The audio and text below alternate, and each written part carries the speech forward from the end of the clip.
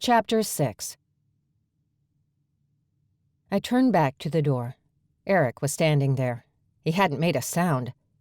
My hands flew to my chest as I sucked in a quick gasp. The man certainly knew how to sneak up on a girl. You all need to slow down a little. Are you all right? Miles and Eli can be overwhelming, but they usually growl before they think. I promise you will like them after you get to know them. I nodded, and he slipped an arm around me, guiding me gently back to my seat on the couch.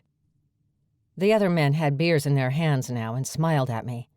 They didn't seem quite as scary as they had only a few minutes before. Granted, they weren't growling and standing over me aggressively.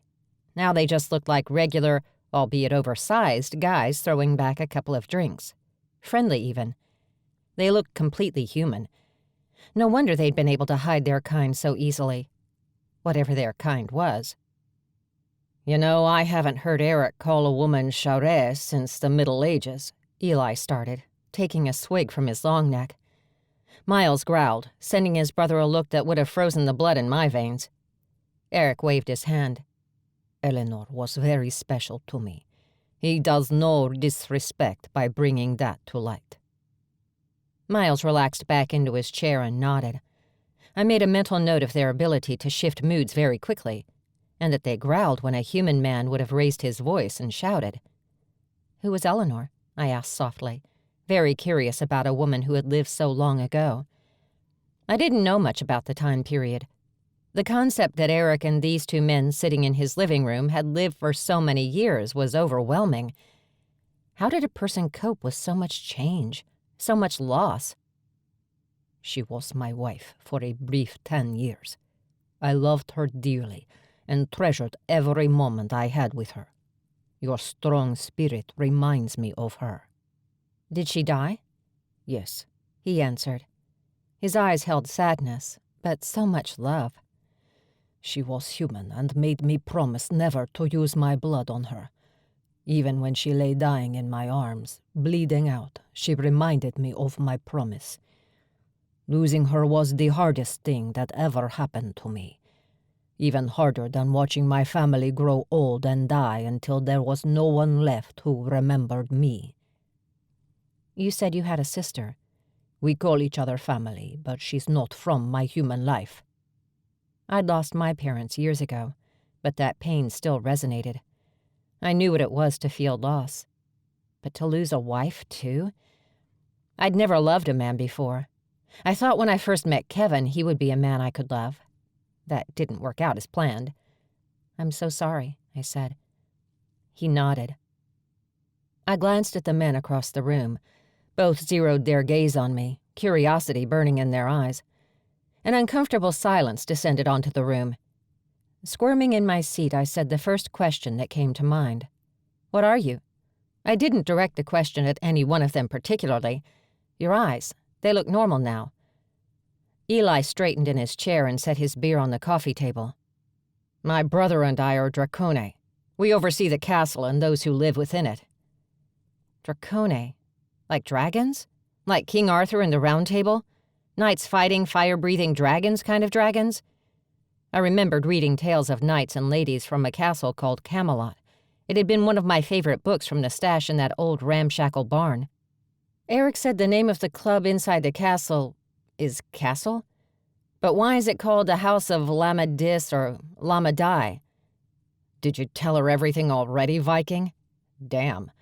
You could leave a little mystery for us to share. Eli tried to sound peeved, but the twinkle in his eyes said otherwise. His amusement was comforting. As secretive as they all were about themselves, they seemed willing to share with me. We are very old. Older than the legends of King Arthur. Our race is called dracone. The castle, or club as you said, is the home of the Sisters of Lamadai. So the club is a front? Eli shook his head. The club is very real, but it is only a small part of the fortress. I turned to Erick.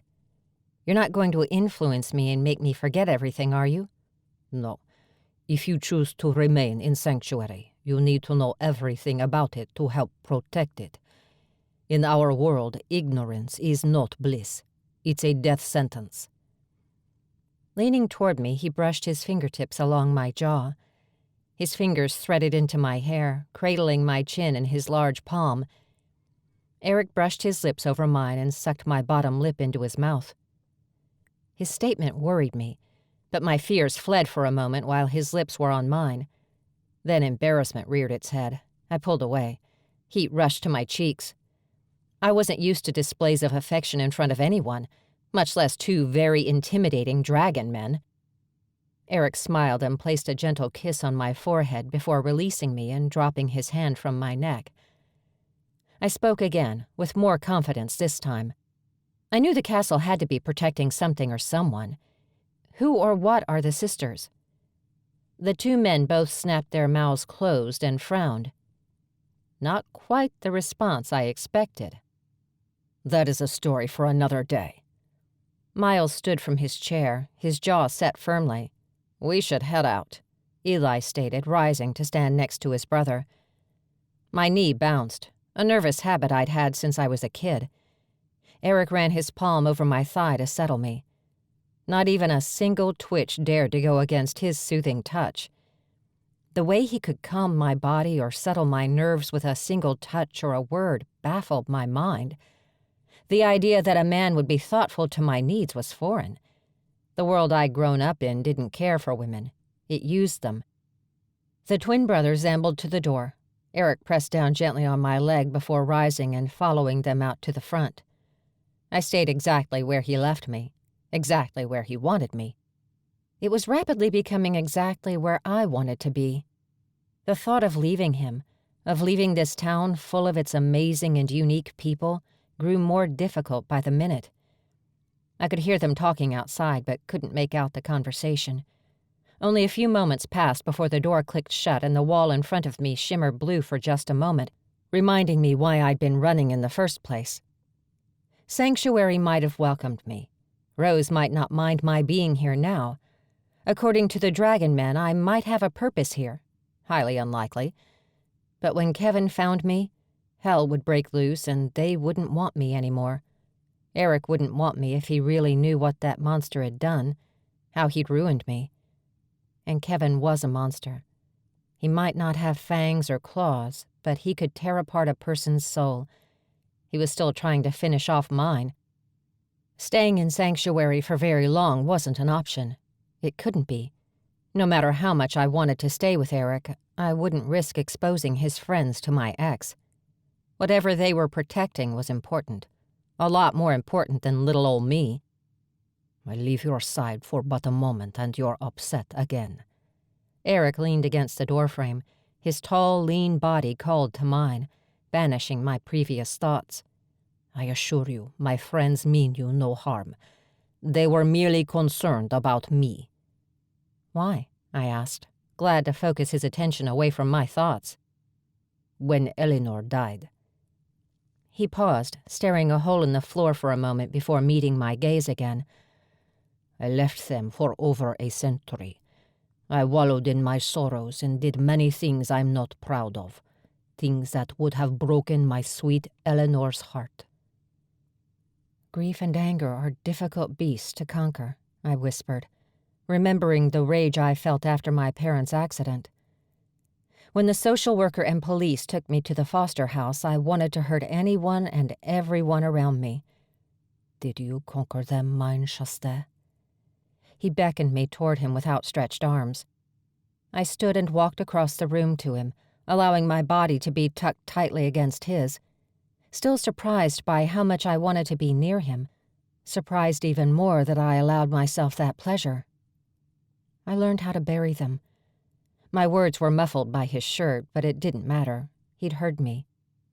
The thing about burying beasts is that they keep crawling back. Mine keep me alive. I learned to survive on my own because of my demons. I pushed away from him. I couldn't let myself become dependent on his strength, no matter how comfortable he was. My battles were just that. Mine. He wouldn't always be there. I will let you go, if that is what you really want. But if you want a home, you've found one. You were right earlier. If Rose didn't want you here, she would have made it very clear. Instead, she almost seemed to be expecting you." He paused, his gaze drifting away from me. I saw the light in his eyes and the determination, like he'd just had an epiphany. Why would Rose have been expecting me? We'd never met.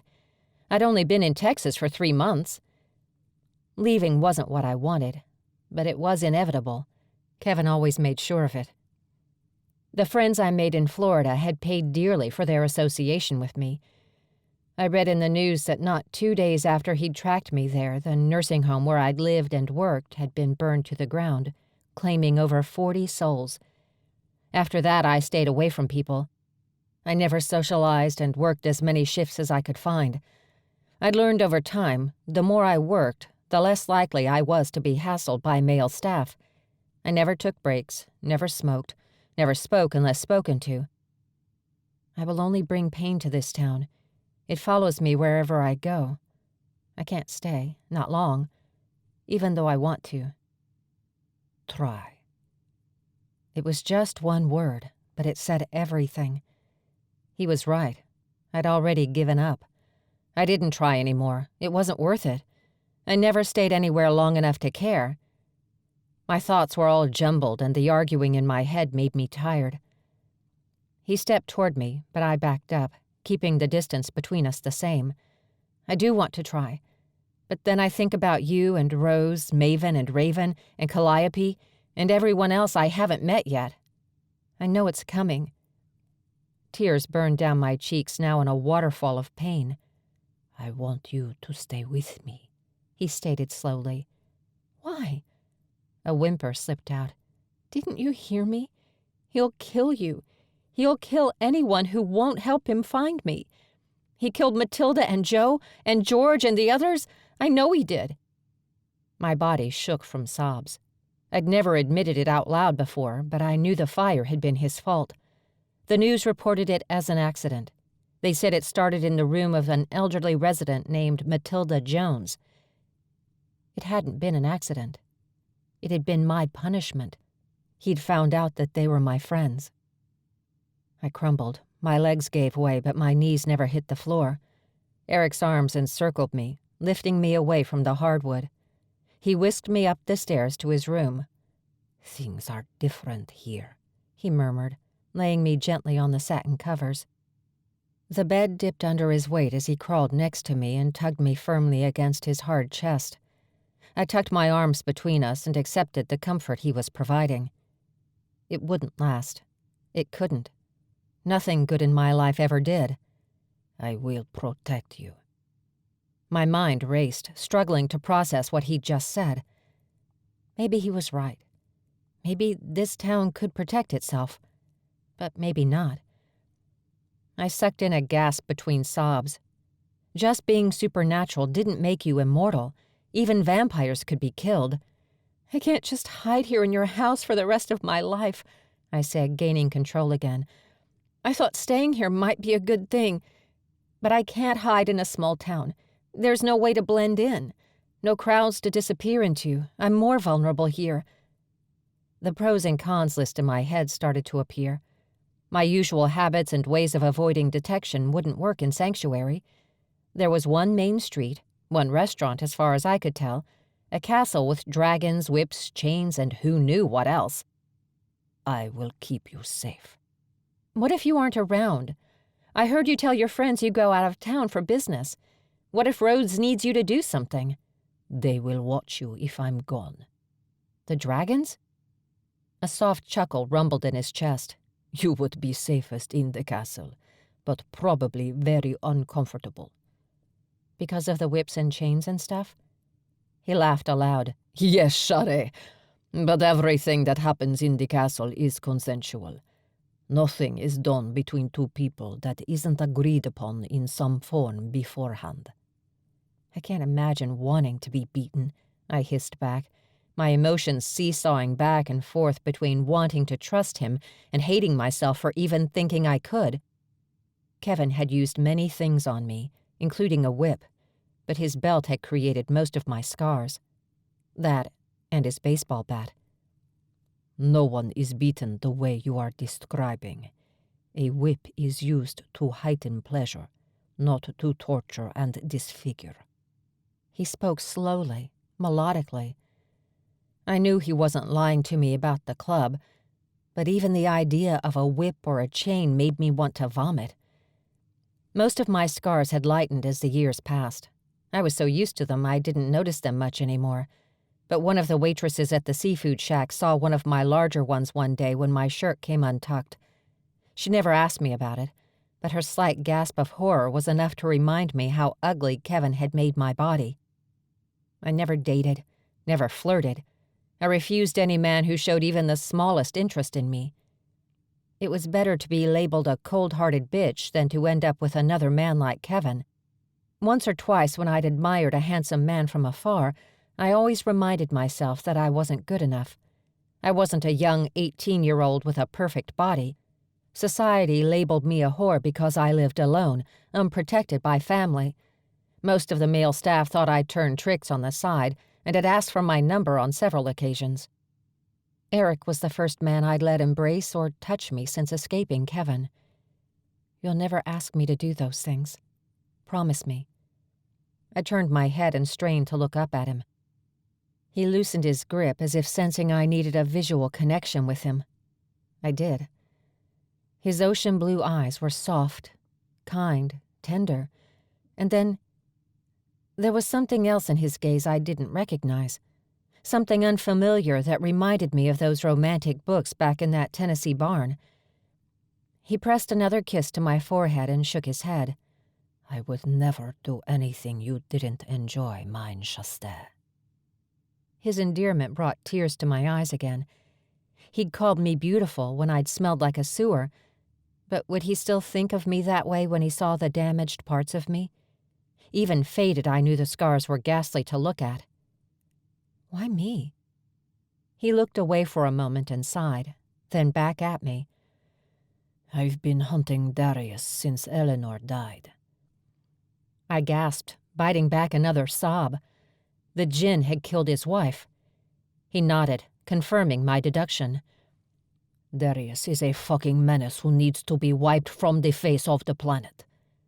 Erick laid me on my back and then stretched out on his side next to me, propping his head up with his arm. "When I saw you, your eyes were so determined. You knew he was out there. You knew what he was, and yet you stubbornly fought to get to a place where you thought you'd be safe." I closed my eyes as he traced the line of my jaw to my chin with his free hand. Then he let his hand travel back up my face and his fingers sank into my hair. He rubbed my scalp, massaging ever so gently. I wasn't safe in the bus station, was I? "No." Would he have killed me? "Eventually." I had run from one lunatic straight into another. It wasn't fair. I deserved a break. A little bit of happiness in this screwed-up world. Was that too much to hope for? "I want to give you new memories, Bailey. Something to help drown out the pain and self-blame. I don't know what your ex did, but I want to help you find a way past it." I relaxed into his touch and felt another wave of tears well up in my eyes. I closed them to hide the pain. "You've been running from him for so long to avoid physical pain. You never had time to forgive yourself for the emotional pain he inflicted. None of it was your fault. He was a predator." I'm scared you won't like what you see. He did things to me that I have to carry with me. I'm a fucked up mess. When I looked in the mirror in the mornings, I saw a broken and battered woman who had survived by the skin of her teeth. More sobs slipped from my chest. I couldn't hold them back. "You never gave up, mine Shasta.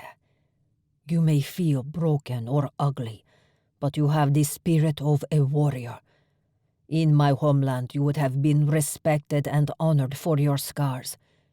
My people see wounds as badges of honor. You didn't let your enemy win. You never quit fighting." They keep calling you a Viking. Were those your people? "Yes. We were seafaring warriors and raiders. Strong, independent, fierce, loyal, passionate." It would have been nice to live in a world where more people had those qualities. I opened my eyes and stared into the endless blue of his. He had such a beautiful way with words. I could listen to the ebb and flow of his deep, velvety voice for hours. My sobs had changed to the occasional hiccup, and my heart had slowed to a more normal rhythm. He moved his hand from my hair slowly down my neck, over the curve of my breast and along my torso. Stopping at my hip, he caught the hem of my shirt and tugged it up a few inches, revealing half of my stomach and a handful of white, jagged scars. I held my breath. What would he do? Would he say something? I listened for an intake of breath, a gasp, a groan. Nothing. He didn't make a sound. The bed shifted as he leaned forward and kissed along the length of one scar, and then the other, until he'd kissed every inch of the marred flesh he'd uncovered. Then he looked back at me. Our gazes met, and the heated desire in his eyes made me tremble. I wanted him. Not just a little want. I was wet, aching with need. If he couldn't smell my arousal, my pheromones had to have given me away by now. Tell me what you want, Shade. This only goes as far as you desire. Meaning what? If I said no in the middle of stripping, he'd back off? If I started panicking, he'd just quit? I was supposed to trust this vampire, a predator by nature, to leave me be if I so dictated? But it wasn't only his wants and desires that left me confused. It was mine, too. I wanted to taste his lips again. I wanted to feel him against me, skin to skin. I wanted his cock inside me, stretching me, filling me until it was all I could feel. He said I was a fighter, not a victim. I hadn't given up. Even though I'd been running, I never gave in. He called me honorable, not shameful. No one had ever called me anything but worthless. I lifted my arms, put my hands on his neck, and pulled him closer. Our lips met, and I parted mine, inviting him in. But it wasn't just my mouth I opened. I knew a crack had opened in the walls surrounding my heart, too. I was falling in love with this man who called me beautiful and strong. A warrior. It was time to fight.